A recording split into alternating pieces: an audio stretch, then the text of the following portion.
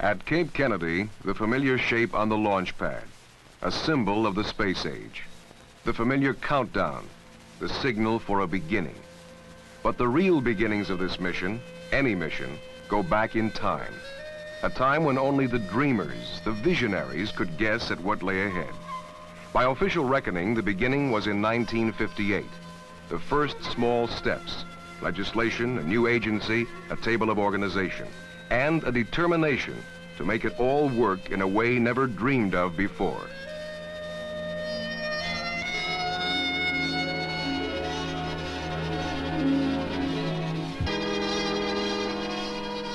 The program did work. It is working. In less than 2 decades, an orbiting laboratory circled the Earth, its crew conducting scientific research and performing experiments, testing the limits of human endurance for long periods in space, duplicating scenes science fiction writers described years earlier.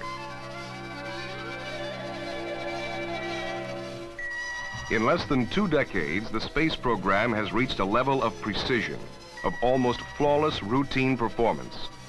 But such routines rarely generate the excitement, the glamour of previous years. Previous years when a small single satellite could command giant double headlines, holding out the promise of dazzling achievements. The early dreamers and visionaries started the momentum. 2 brothers from Dayton soaring above a lonely beach in powered flight. A professor from Massachusetts firing off a rocket. They started the excitement, and it was a long time subsiding.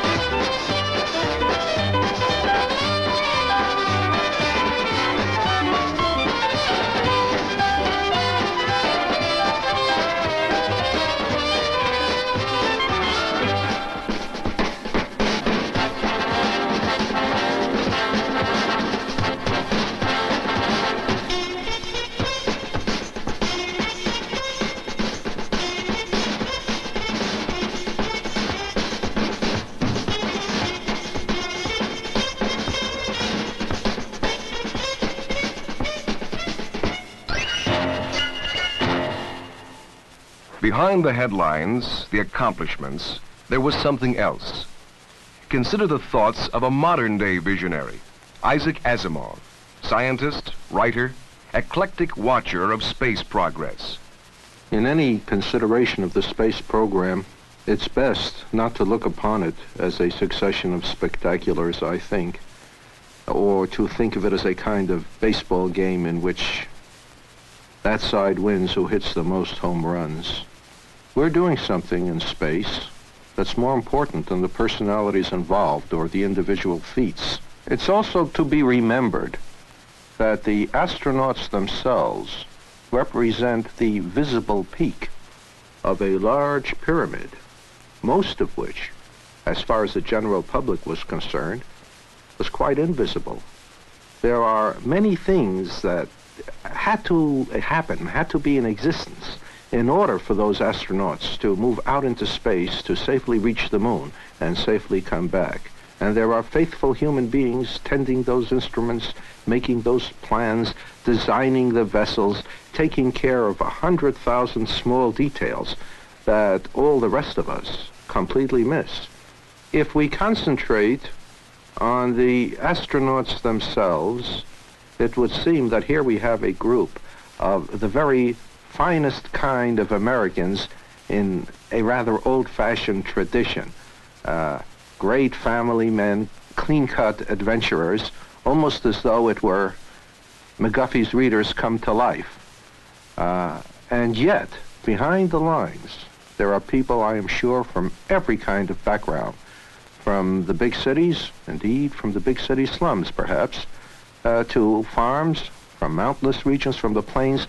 It is the product of a cross-section of America with a large representation, naturally, of what we might call the educated groups, the engineers and the scientists, and in addition, I rather suppose, a great many foreign-born people, too.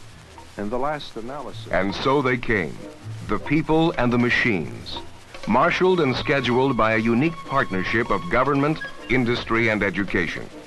It was done because there was focus, a goal. Land a man on the moon by 1970. The goal was reached with 6 months to spare. Now the accomplishments of Apollo blend into a composite picture of success. And still our attention is riveted to the symbol, the launch. In December 1972, when Apollo 17 took off, the last of the launches that were then planned, I watched the launching at night. It was just past midnight, as a matter of fact. And I have never seen anything that was so awe-inspiring, really. It was at night, and suddenly the flames shot up, and the whole Earth lit up in a kind of pseudo-semi-daylight. The sky became a kind of tan. It was an orange light, not real daylight. But the whole world lit up in this weird light. And I had to wait a few moments before it took off. And naturally, that was a frightening thing, simply because I was watching it. Would anything go wrong? But it didn't. It took off and began to climb higher and higher and higher, and the light continued all over. We could see in every direction until finally it diminished and diminished and diminished, and the night gradually came back, and the stars gradually returned to the sky, and the sea gradually grew black. Nothing sudden, little by little, until finally Apollo 17 was just a bright star in the sky, moving, moving, growing dimmer, dimmer, dimmer, until one couldn't be sure which star it was, and all the rest was black.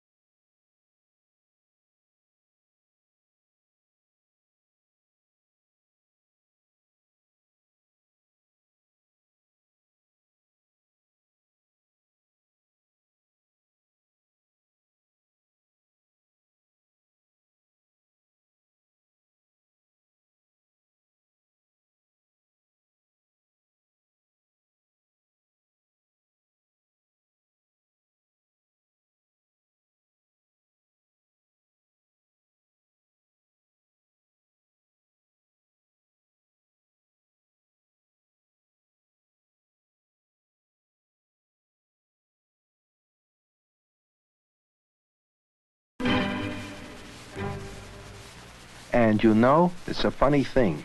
No science fiction writer, as far as I knew, ever dreamed that the first step on the moon would be visible on television back on Earth. We always had the notion that they would reach the moon and that man would know about it only when they came back and told them about it. So, you know, there are limits to our ability to predict. And in general, where we're not being completely fantastic, we are hopelessly conservative. With all the success and acclamation, there still are doubts and questions. You frequently hear people ask, but what do we get out of it all? What's the good of going to the moon? So what if they get some rocks back from the moon? And again, this is a case of trying to judge the whole by the little tip of the iceberg. There are a great many things going on behind that which is most clearly visible. There are all kinds of technological advances in computer technology, in communications, in engineering of all kinds, all of which can then be applied in other directions as well. There is nothing that will bear the label made through space technology in some of the less tangible advances. The fact that we can learn how to predict weather better is largely due to our weather satellites. But people forget that. They can watch Olympics in Japan without constantly thinking this is made possible to me by a communication satellite. In fact, what is, in a sense, most wonderful, at the same time most frustrating, is that no one can tell what the most important aspect of an increase of knowledge may be for decades, perhaps centuries. And how many... The people trapped in an approaching storm don't have to wait for decades and centuries. They receive the benefits of space technology immediately. Weather satellites provide an example of down-to-earth applications of space technology, providing data on storms, temperatures, winds. The final result, the forecast, shows up on the evening news because the data is widely available to people around the world. People who use it to prepare long-range forecasts of greater detail, greater accuracy.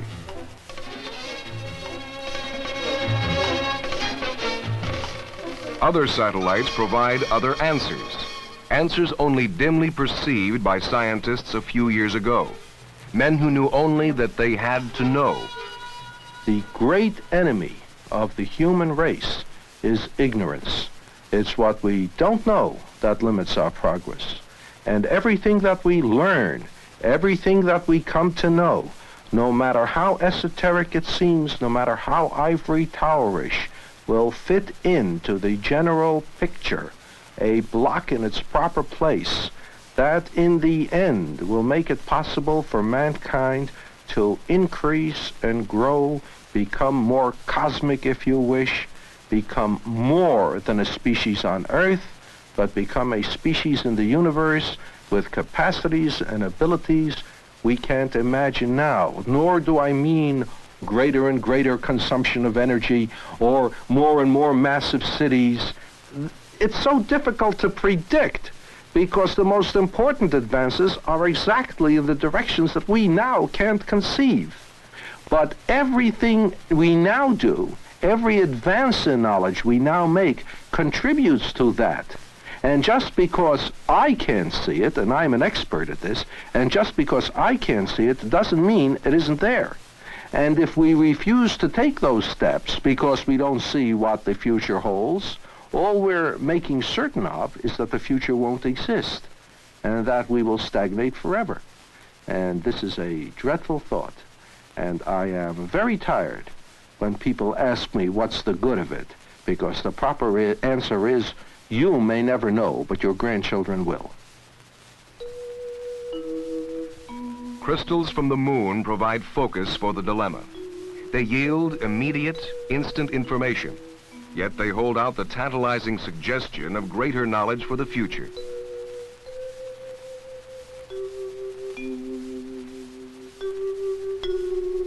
In man's pursuit of knowledge, he asks how. not why.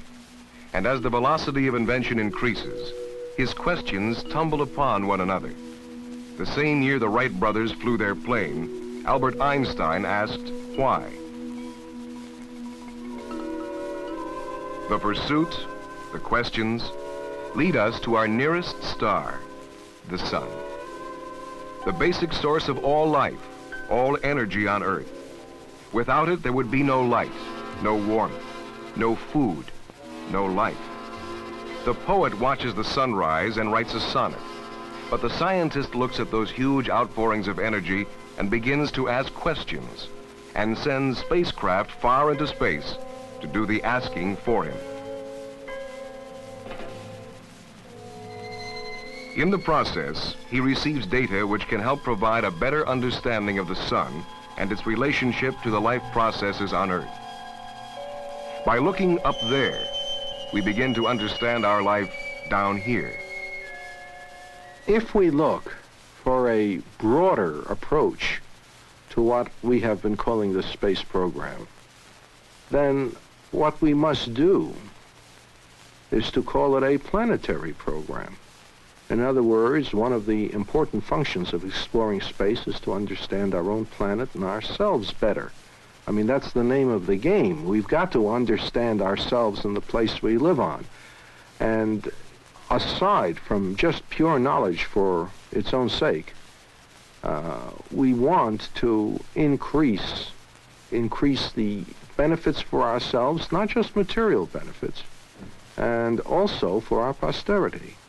Well, then, if we talk about a planetary program that is tackling the entire complex of problems which involves Earth as a whole and not just one small section of it, the greater problem is how to conduct and improve human society, how to improve and increase the balance, the ecosystem balance of which human society is a part.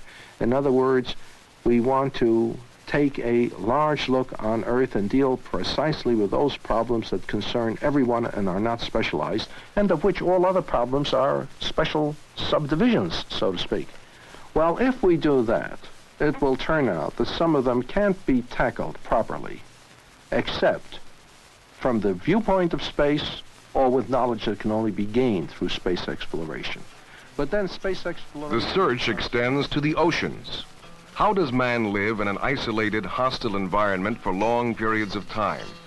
The answer from space technology will help man to live beneath the sea, to study its vast reserves of food, of energy. Energy. The oceans and the sun may provide new sources of vital energy. Work is underway in both areas of research and in others. Work which may lead to new techniques, new methods for powering the machines and equipment an urban society demands and needs to keep it functioning, and for the demands of future generations. The machines and the demands made upon them present other problems: pollution, congestion, energy consumption. As the problems develop, new ways are being found to deal with them. Research in communications and aeronautics is leading to more effective navigation, air traffic control, noise abatement, and pollution reduction. The space agency's predecessor was concerned only with aeronautics, and that work continues today, assuming more importance than ever. And not only on the big commercial jets, but also on general aviation, the system embracing the small private plane, growing in numbers, demanding solutions. Research extends to the edges, where Earth and space meet. But now the distinctions are blurred. We begin to see it as an entity. Space Shuttle contributes to the blurring, rising like a rocket, flying like a spacecraft, landing like an airplane. And Skylab, viewing Earth and space as one unified, complex system for study. The most dramatic way of examining Earth as a whole is from space, because that is direct. One needs those pictures from space.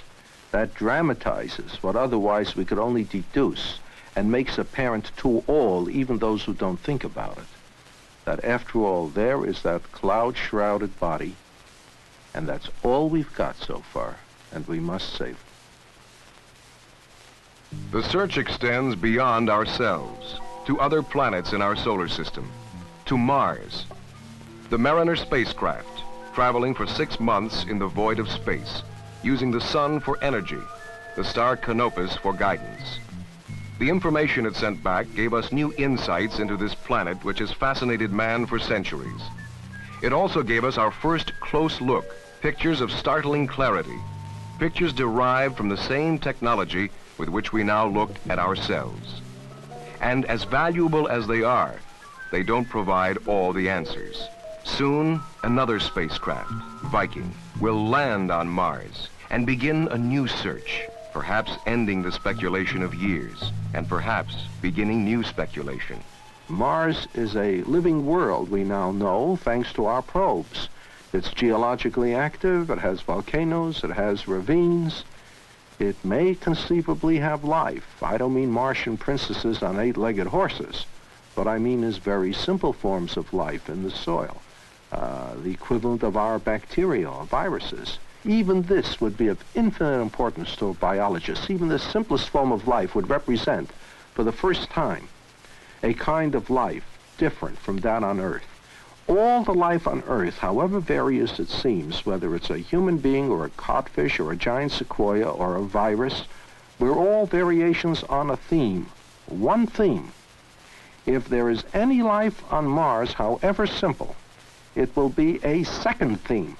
And observing what's taking place on Mars, be able to deduce much more accurately what took place on Earth, with perhaps a greater understanding of the details of life on Earth.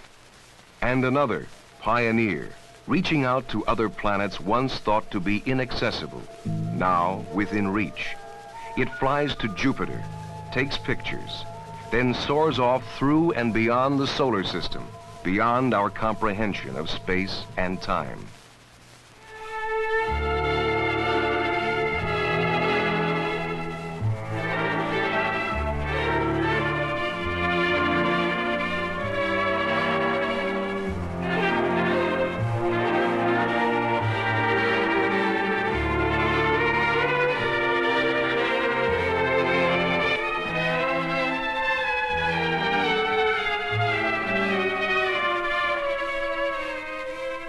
Upon Pioneer 10 is a plaque which carries drawings of man and woman, of the spaceship itself, and various other symbols which an extremely intelligent finder can interpret to give him some knowledge of what we are like, where we are, what we have done, and so on. It seems to me that when it is found, the chances are great will no longer exist.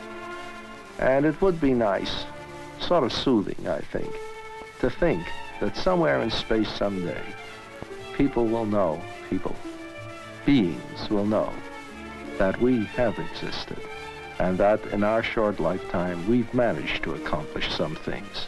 We've managed to send an object beyond our solar system, so that from that, they can judge what we were. I rather think that it's a proud thing to do.